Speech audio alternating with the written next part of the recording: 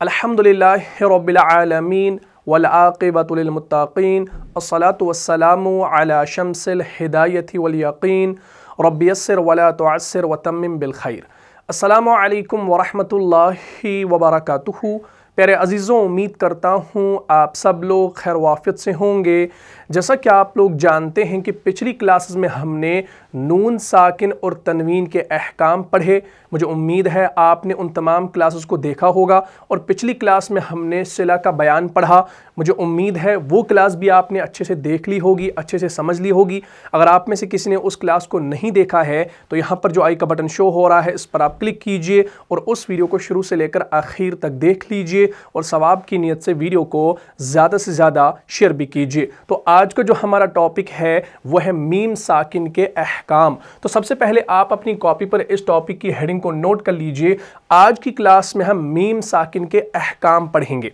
अब ध्यान रखें, मीम साकिन कुरान में आप हर जगह देखते हैं, किसी न किसी सूरा में, किसी न किसी आयत में आपको मीम साकिन मिल जाता है। लेकिन इस मीम साकिन के कुछ अहकाम हैं, उनको आपने समझना है और मुख्तसर आपने याद रखना है कि मीम साकिन के 3 अहकाम हैं। कितने?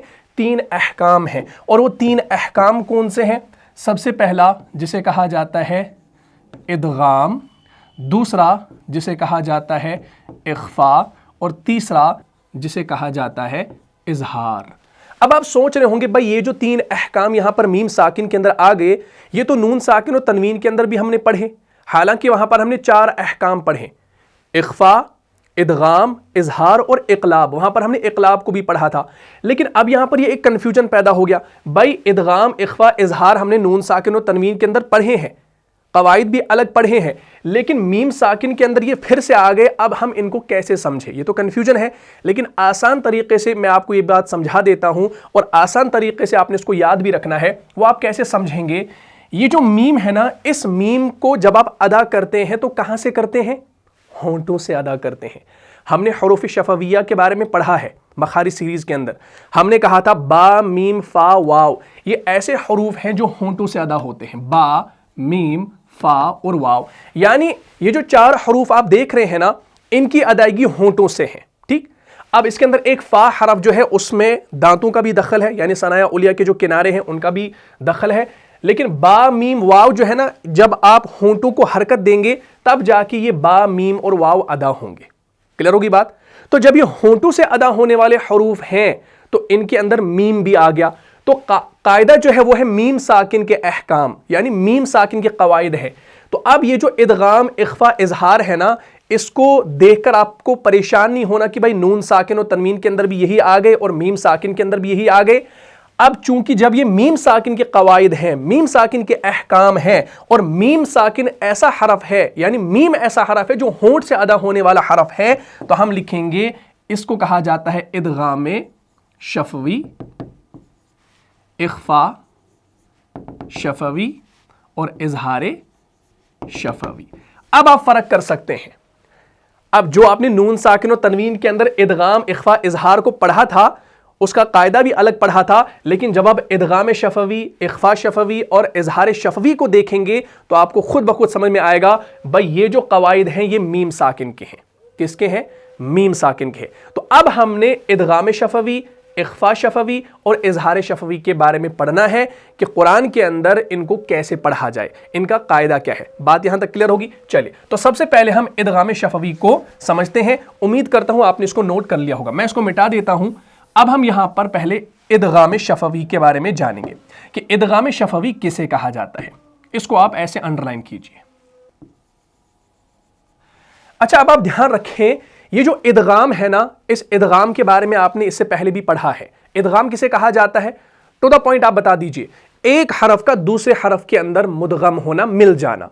और आपने इससे पहले इदगाम का जो कायदा पढ़ा है उसमें आपने नून साकिन और तनवीन का भी दखल किया है, यानी नून साकिन और तनवीन के बाद जब हुरूफी यरमलून आ जाए तो वहां इदगाम होगा।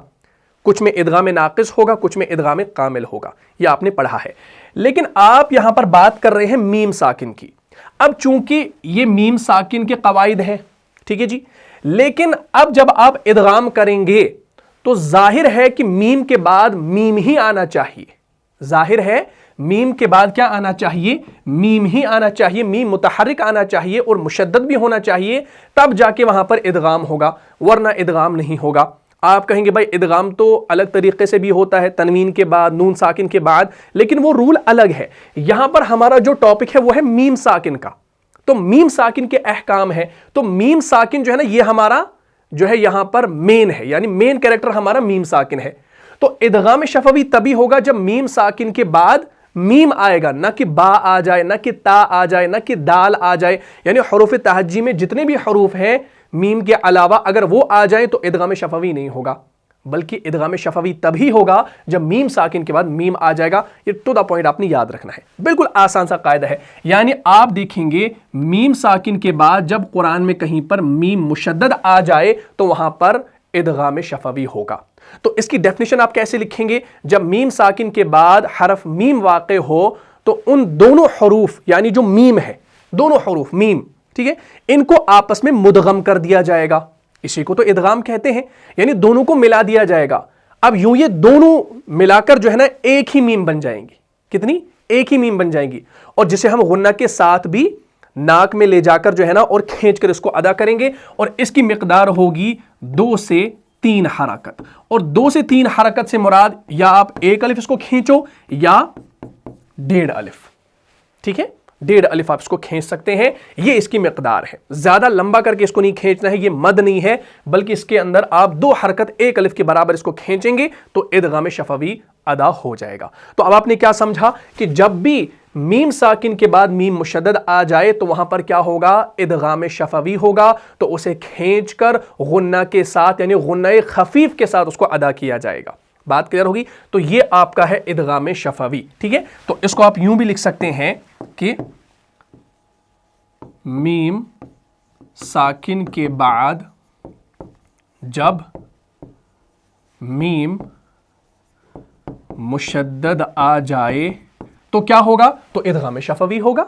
کلیئر ہوگی بات؟ اب قرآن میں آپ دیکھیں جہاں کہیں بھی آپ کو میم ساکن کے بعد میم مشدد مل رہا ہو تو اس صورت میں آپ کیا کریں گے؟ اس صورت میں آپ ادغام کریں گے، ادغام شفوی۔ شفوی کیوں میں ساتھ کہہ رہا ہوں؟ کیونکہ یہاں پر جو آواز نکلے گی وہ ہونٹوں سے بھی نکلے گی، یعنی آواز تو آ رہی ہے ہونٹوں میں، ہونٹوں سے بھی اس کا کام ہوگا، اور ناک کے بانسے میں یعنی غنہ بھی اس کے اندر ہوگا، غنہ خفیف کے ساتھ ادا ہوگا۔ جیسے میں آپ کو ایگزامپل دوں، انشاءاللہ ایگزامپل کے ذریعے سمجھ میں آئے گا۔ ہمارے پاس ایگزامپل ہے لہم ما یشاؤن، قرآن کے اندر آپ نے دیکھا ہوگا جیسے لہم ما یشاؤن، کلیئر؟ اب دیکھیں یہاں پر ہے لہم میم ساکن اور آگے ہے ما۔ اب میم ساکن کے بعد جب میم مشدد آ گیا جو ابھی میں نے سمجھایا وہ آپ کا ادغام شفوی ہوگا وہاں پہ، تو اس کو آپ نے اس طریقے سے ادا کرنا ہے۔ اب اگر میں آیت آپ کو دکھاؤں تو انشاءاللہ آیت آپ کو سمجھ میں آ جائے گی، قرآن کے ذریعے سمجھ میں آئے گا۔ جیسے ہمارے پاس سورہ نمبر 39 ہے، سورہ زمر، آیت نمبر 34، اعوذ باللہ من الشیطان الرجیم لہم ما یشاؤون عند ربہم ذالک جزاء المحسنین۔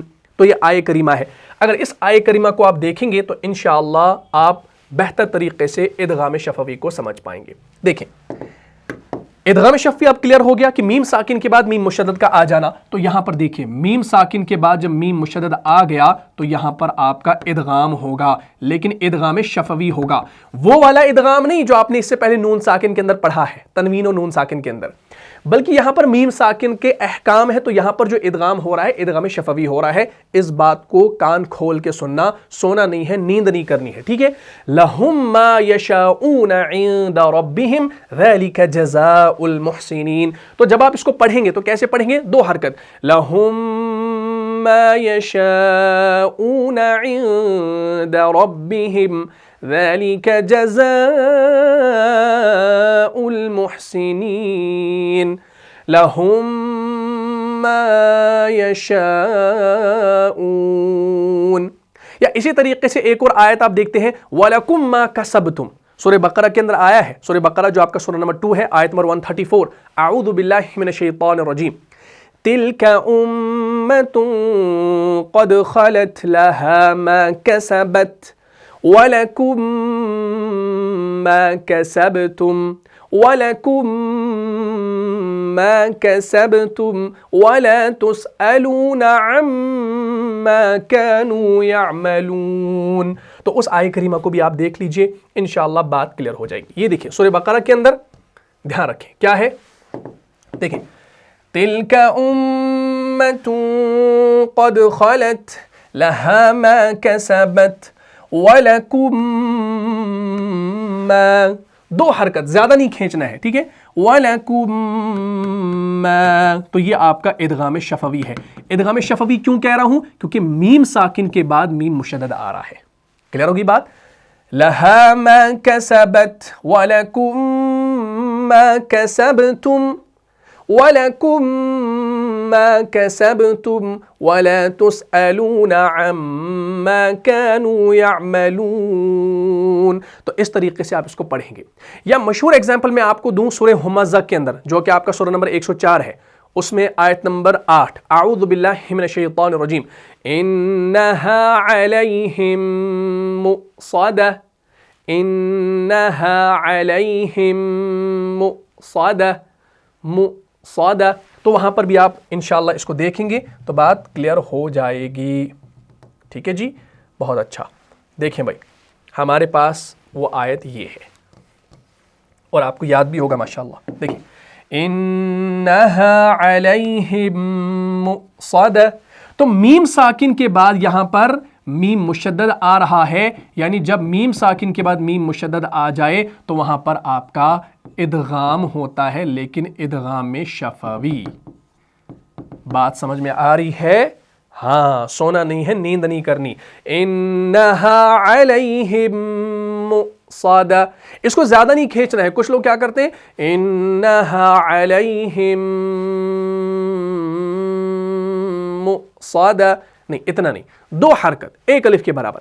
انہا علیہم مؤصدہ، علیہم مؤصدہ، بس ٹو دا پوائنٹ، زیادہ نہیں کھینچنا ہے. تو یہ آپ کا ہو گیا ادغام شفوی. بات کلیئر؟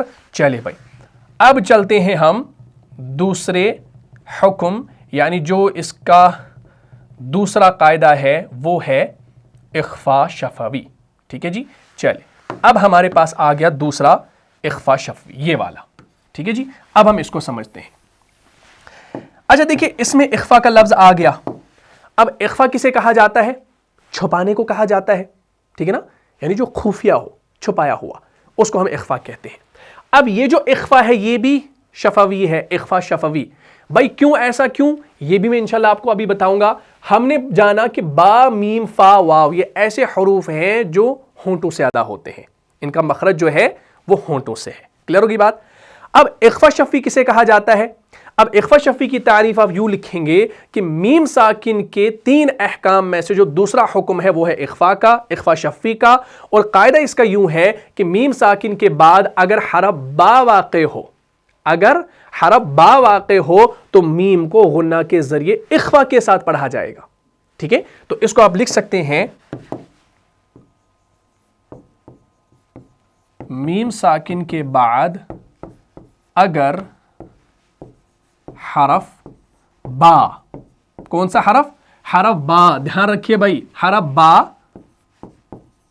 واقع ہو، یعنی واقع ہونے سے مراد اگر وہ آ جائے تو میم کو غنہ کے ذریعے، تو میم کو غنہ کے ذریعے کیسے پڑھا جائے گا؟ اخفاء کے ساتھ پڑھا جائے گا، اخفاء کے ساتھ پڑھا جائے گا.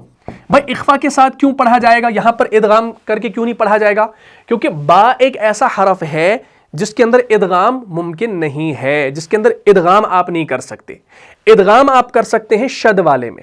ٹھیک ہے جی، اور شد والا ایسا ہونا چاہیے جو ہو بہو ایک جیسا ہو، جیسے میم میم یا با با، تا تا، سین سین، اس صورت میں ہو سکتا ہے. لیکن میم کہاں اور با کہاں الگ ہے. حالانکہ ان کا مخرج ایک ہے، کیونکہ آپ نے با اور میم کے بارے میں پڑھا ہے. میم اور با خشکی اور تری والے حصے سے ادا ہونے والے. ٹھیک ہے نا, ایک خشکی سے ادا ہوتا ہے, ایک تری والے حصے سے ادا ہوتا ہے, اور دونوں ہونٹوں سے ادا ہوتے ہیں, اس لیے ہم اس کو اخفا شفوی کہتے ہیں کیونکہ اس کے اندر با آ گیا. کلیئر ہوگی بات؟ تو اب سمپل آپ نے یاد رکھنا ہے اخفا شفوی کیا ہوگا کہ جب بھی قرآن میں کہیں پر میم ساکن کے بعد حرف با آ جائے, با متحرک آ جائے, تو اس صورت میں آپ کا اخفا شفوی ہوگا. اس کو بھی 2 حرکت آپ نے کھینچنا ہے, یعنی اس کے اندر بھی تھوڑا سا اخفا کرنا ہے. مثال کے طور پر ہمارے پاس ایک آیہ کریمہ ہے سورہ صاد کے اندر. سورہ صاد آپ کا غالباً سورہ نمبر 38 ہے, اس میں آیت نمبر 22 میں آتا ہے اعوذ باللہ من الشیطان الرجیم اذ دخلوا على داود ففزع منهم قالوا لا تخف خصمان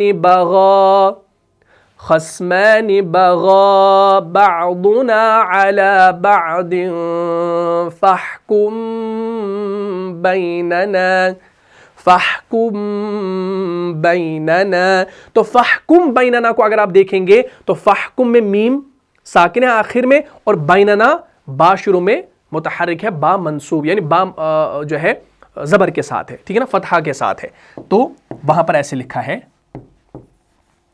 فاحکم بیننا, فاحکم بیننا, تو میم ساکن کے بعد با آ جاتا ہے. فاحکم بیننا بالحق ولا تشطط واہدنا الی سواء الصراط. تو یہ آیہ کریمہ ہے سورہ صاد کے اندر, اس کو انشاءاللہ آپ دیکھ سکتے ہیں. ہمارے پاس یہ آیہ کریمہ موجود ہے.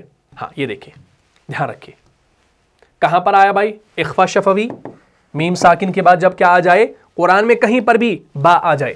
اذ دخلوا على داود ففزع منهم قالوا لا تخف خصمان بغى بعضنا على بعض فاحكم بيننا فاحكم بيننا فاحكم بيننا فاحكم بيننا فاحكم بيننا. تو اخفا کر رہے ہیں فاحكم بيننا فاحكم بيننا بالحق ولا تشطط واهدنا إلى سواء الصراط. ٹھیک, تو یہ مثال آپ سمجھ سکتے ہیں. یا مشہور ایگزامپل میں آپ کو دوں, سورہ فیل کے اندر آپ دیکھیں گے, سورہ فیل تو آپ سب لوگ پڑھ چکے ہیں اور الحمدللہ آپ تمام لوگوں کو سورہ فیل تو یاد ہوگی. آپ اس میں دیکھ لیجئے, دیکھیں کہاں پر آتا ہے بھائی, جیسے ہمارے پاس یہاں پر, دھیان رکھیں, یہ دیکھیں کیا ہے, ترمیہم بحجارۃ من سجیل. حالانکہ یہاں پر تنوین کے بعد آ رہا ہے میم مشدد, تو یہاں پر ادغام ہوگا. کیا ہوگا, ادغام ناقص. جو آپ نے یرملون والے جو حروف پڑھے ہیں, تو یہاں پر میم یہ ادغام والا ہے جو نون ساکن و تنوین کے اندر آتا ہے, تو یہاں پر وہ والا ادغام ہو رہا ہے. لیکن یہاں پر میم ساکن کے بعد حرف با آ رہا ہے, تو اس صورت میں یہاں پر اخفا ہوگا, لیکن اخفا شفوی ہوگا. ٹھیک ہے, تو جب آپ یہاں پر پڑھتے ہیں نا تو اس کو جلدی سے روانی نہیں پڑھنا چاہیے. کچھ لوگ کیا کرتے ہیں ترمیہم بحجارۃ من سجیل, تو پھر آگے وہ ادغام بھی نہیں کرتے, ترمیہم بحجارۃ من سجیل, تو یہ طریقہ صحیح نہیں ہے, ناقص ہے. تو کیسے پڑھیں گے, ترمیہم بحجارۃ من سجیل, ترمیہم بحجارۃ من سجیل. پھر آگے اخفا بھی ہو رہا ہے لیکن لائٹ والا اخفا ہو رہا ہے. ٹھیک ہے, تو اس طریقے سے آپ قرآن کے اندر یہ ساری چیزیں دیکھیں گے. یا سورہ بقرہ کے اندر آپ دیکھتے ہیں, مشہور ایگزامپل ہے آیت نمبر 8, وَمِنَ النَّاسِ مَن يَقُولُ آمَنَّا بِاللَّهِ وَبِالْيَوْمِ الْآخِرِ. پھر آگے وَمَا هُمْ بِمُؤْمِنِينَ, وَمَا هُمْ بِمُؤْمِنِينَ. تو وہاں پر ہم جو ہے, ہم کے اندر میم کیا ہے بھائی, ساکن ہے, اور آگے پھر بمؤمنین جو آیا ہے با زیر کے ساتھ آیا ہے. ہمارے پاس آیہ کریمہ موجود ہے, یہ دیکھیں. تو یہاں پر بھی آپ کا ہوگا اخفا شفوی. وَمِنَ النَّاسِ مَن يَقُولُ آمَنَّا بِاللَّهِ وَبِالْيَوْمِ الْآخِرِ وَمَا هُمْ بِمُؤْمِنِينَ، تو میم ساکن کے بعد یہاں پر کیا آ رہا ہے؟ با آ رہا ہے، تو یہاں پر آپ کا اخفا ہوگا، لیکن اخفا شفوی ہوگا۔ بھائی کیوں؟ کیونکہ ہم میم ساکن کے احکام پڑھ رہے ہیں۔ بات سمجھ میں آ رہی ہے بھائی؟ ارے پورے طریقے سے سمجھ میں آ رہی ہے؟ ماشاءاللہ۔ تو اس طریقے سے آپ کیا کریں گے؟ اخفا شفوی کو قرآن کے اندر کریں گے، ٹھیک ہے؟ لیکن ایک بات آپ نے دھیان میں رکھنی ہے، یہاں میم ساکن کے احکام کے ضمن میں اخفا کے بیان میں ایک وضاحت میں ضروری کرنا چاہتا ہوں کہ ادغام کا بیان تو اس سے پہلے نون ساکن کے بعد میں ہی گزرا، وہ آپ نے دیکھا، ٹھیک ہے، جو نون ساکن اور تنوین کی طرح ہم نے پڑھا، مگر اس اخفا اور یہاں میم ساکن کے باب میں جو یہ ایک فرق آپ نے سمجھنا ہے نا اخفا کا، وہ معمولی سا فرق ہے، زیادہ کوئی لمبا چوڑا نہیں ہے، کہ یہاں پر جو اخفا ہو رہا ہے اخفا شفوی جسے ہم کہتے ہیں، یعنی میم ساکن میں جو ہم اخفا شفوی کرتے ہیں، ٹھیک، یہ یہاں پر آپ نے یاد رکھنا ہے کہ یہاں پر میم ساکن کے بعد حرف اظہار با آ رہا ہے، ٹھیک ہے، یعنی ان دونوں کی ادائیگی ہم کر رہے ہیں، اور ان دونوں کی ادائیگی کہاں سے ہوتی ہے؟ میم کی ادائیگی بھی ہونٹ سے، با کی ادائیگی بھی ہونٹ سے ہوتی ہے، ٹھیک، یعنی ان دونوں ہونٹوں کے درمیان سے ان کی ادائیگی ہوتی ہے، تو اسی وجہ سے ہم ان کو کہتے ہیں شفوی۔ تو اس بات کا آپ نے خیال رکھنا ہے، یہ وہ والا اخفا آپ نہیں سمجھنا، ہاں کوئی غلطی کرے گا بھائی وہ سمجھے گا، ایسا بالکل نہیں ہے، یہ بات یہاں پر میں ضمناً عرض کرنا چاہتا تھا۔ بہرحال تو ہمارا ہو گیا اب اخفا شفوی بھی کمپلیٹ، تو اب ہم چلتے ہیں تھرڈ، جس کو ہم کہتے ہیں، کیا کہتے ہیں بھائی؟ یاد ہے؟ اظہار شفوی کہتے ہیں۔ بہت خوب، چلیے تو اس کو میں انڈو کر دیتا ہوں۔ ہمارا تیسرا یہاں پر جو تھا اظہار شفوی، یہ والا، یہ ہمارا ہے تیسرا، ٹھیک ہے جی، بالکل آسان ہے انشاءاللہ، کوئی لمبا چوڑا نہیں ہے، بس میں تھوڑا سا پیار سے اس لیے سمجھاتا ہوں، آرام آرام سے بار بار، تاکہ بھیجے میں گھس جائے۔